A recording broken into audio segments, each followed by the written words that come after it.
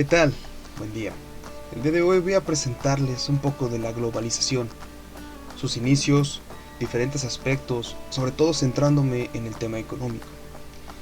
El caldo de cultivo de la globalización es el aumento de las relaciones externas, el grado de apertura de los acondicionamientos que, en principio, hubiéramos calificado de exógenos. No hay, por tanto, nada que objetar a que se le asocie con la globalización, porque todo solo aparece cuando las relaciones externas alcanzan una intensidad en la que dejan de ser excepción para convertirse en la norma.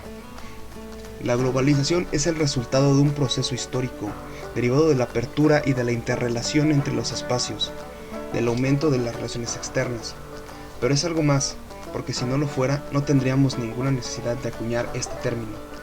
Cobra sentido hablar de globalización cuando las interrelaciones y relaciones externas abarcan el espacio mundial. Entendida globalización es sinónimo de mundialización. Por ejemplo, de acuerdo con el economista Omar Alejandro Martínez, la globalización se define como la etapa actual que vive el capitalismo mundial, siendo caracterizada por la desaparición de fronteras económicas que impedían la libre circulación de bienes, productos y capitales, incluyendo tanto las leyes de comercio como la política misma, produciendo efectos en el medio ambiente, la cultura, los sistemas políticos, el desarrollo de la prosperidad económica, al igual que el bienestar físico de los seres humanos que conforman las sociedades de todo el mundo. En la casuística de las manifestaciones de globalización, se combinan de forma anticipar algunos de los componentes, o confluyen todos como los fenómenos en tanto causas como relaciones e impactos son mundiales, dando lugar a globalizaciones de distinta intensidad.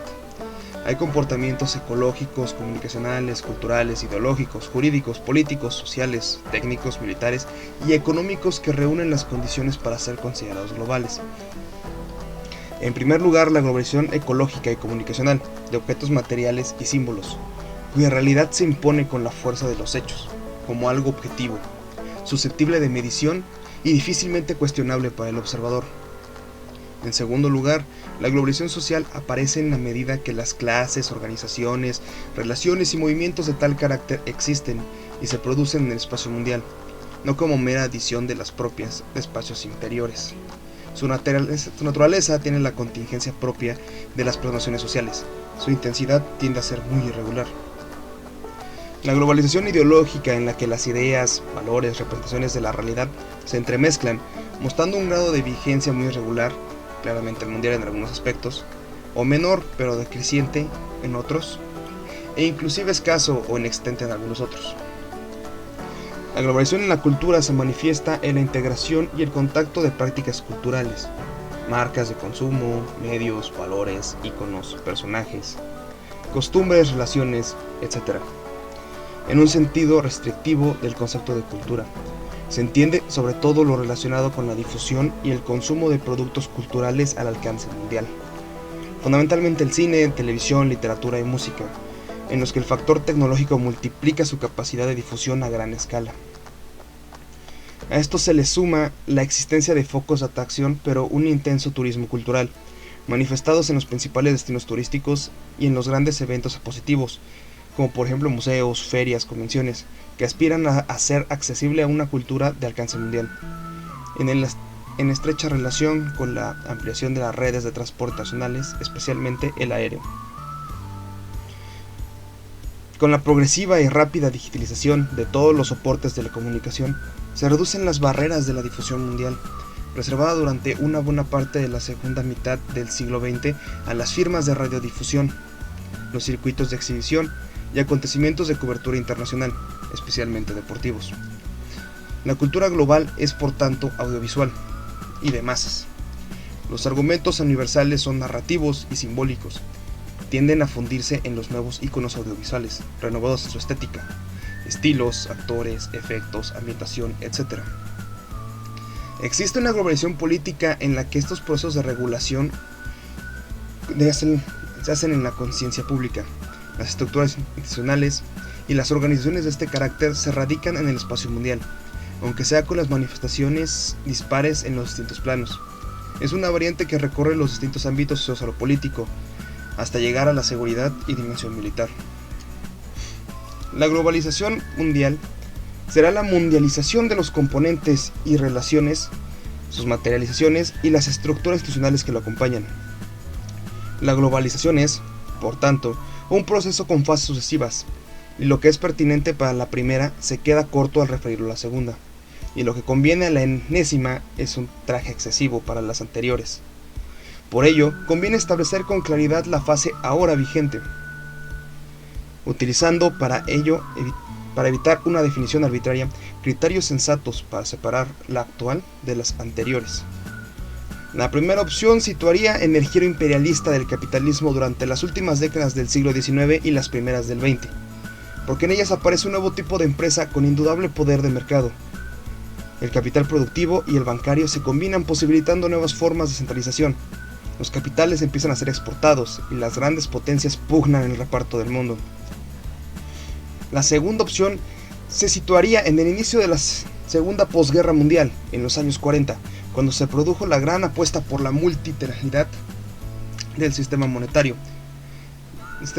de Bretton Woods, acompañado por la andadura del GATT en la apertura del comercio mundial y refrendada por el inicio de un nuevo modelo de desarrollo.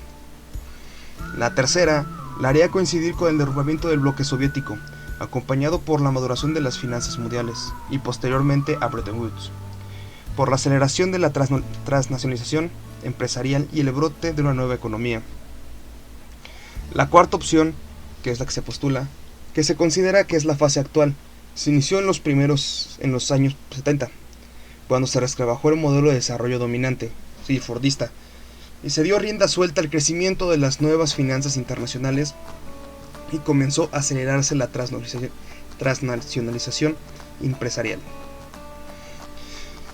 Los de la fase actual han sido años de ascenso del neoliberalismo en todos los planos de la actividad económica y con matices de grado, también en todos los espacios. ¿Acaso la globalización podía quedar al margen? No, no podía, y no quedó, desarrollándose bajo el influjo de ese paradigma, convirtiéndose del todo, o en parte se prefiera, en una globalización neoliberal, al tiempo que, según lo que aquí se postula, es fuerza estructurante de un modelo de desarrollo emergente. La globalización no es siempre el incremento de las relaciones externas y el grado de cobertura. Cobra sentido hablar de ella cuando las relaciones externas abarcan el espacio mundial, con lo que, así entienda, deviene el sinónimo globalización. Existen múltiples variantes de la globalización de naturaleza. Sus rasgos más característicos son el aumento simultáneo de las relaciones externas en todos los momentos de la actividad económica, el intenso condicionamiento derivado de las finanzas internacionales y la profundidad de la transnacionalización productiva, y la fuerte independencia entre sus distintos planos, mientras que los movimientos de personas son relativamente la gran ausencia, la simetría más destacada. Dejamos aquí el análisis de la globalización, conscientes de que nos queda un largo camino para llegar a caracterizar satisfactoriamente su continua evolución y entender su lógica, de develar sus efectos, algo que, además, no se conseguiría plenamente sin situarla en el seno del nuevo modelo de desarrollo que está pugnando por formarse ante nuestros ojos. Como resultado de la combinación e interacción por las nuevas tecnologías de la información y la comunicación, del avance de la globalización, de la problemática derivada de la sostenibilidad, del ascenso de la financiarización y de la afirmación contradictoria de ciertas opciones institucionales. Será en ese contexto, cuando mejor pertrechados, estaremos en condiciones para retomar cuestiones acuciantes relativas al gobierno, a los objetivos, a los medios y, por qué no, también a las alternativas. Hay varias críticas al sistema de mundialización, globalización. Voy a dar algunas. Una primera crítica utiliza los puntos de vista de los teóricos de la globalización misma. Como se ha visto, estos se oponen a las barreras y trabas al movimiento, tanto de bienes como de personas, que los gobiernos que dicen seguir las políticas de globalización imponen sobre los productos o personas de otros países. Igualmente cuestionables son las subvenciones y otras medidas proteccionistas que estos países utilizan. En ese sentido, se ha afirmado que las instituciones del consenso están al servicio de sus accionistas mayores, es decir, Estados Unidos, y no de quienes fue creado para beneficiar. También se puede mencionar que la disminución en tasas de pobreza relativa en países que aplican a las políticas del Fondo Monetario Internacional no parece estar lográndose gracias a la disminución de los extremos en la distribución del ingreso, sino gracias a la pérdida de ingresos de las clases salariadas de países industrializados y la pauperización de las clases medias, especialmente en países desarrollados y de ingresos medios, tales como América Latina, quienes se encuentran ahora desprovistos de los sistemas de seguridad y apoyo que gozaban, por ejemplo, en educación, medicina, seguros, pensiones de jubilación y otros servicios estatales.